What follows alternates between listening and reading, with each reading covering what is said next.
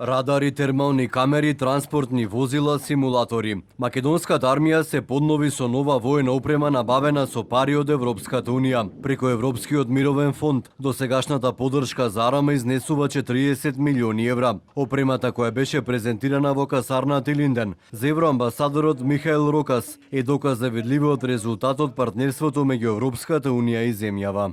Европската Унија го има Европскиот мировен фонд кој што одразува растечката соработка во безбедноста и одбраната помеѓу Европската Унија и Северна Македонија. Тимот од Брисел кој што на многу брз и конкретен начин го носат ова партнерство нанапред. Јас сум убеден дека ќе продолжиме да работиме непосредно со цел да се соочиме со сите безбедносни предизвици со кои што Европа обично се соочува.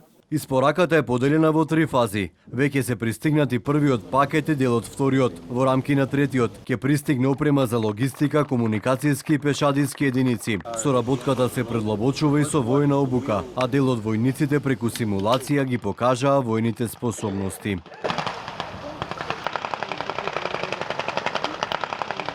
Министерот за одбрана Владо Мисајловски очекува да се потпише договор со Европската Унија за 4 пакет на војна опрема. Станува збор за целосен грант.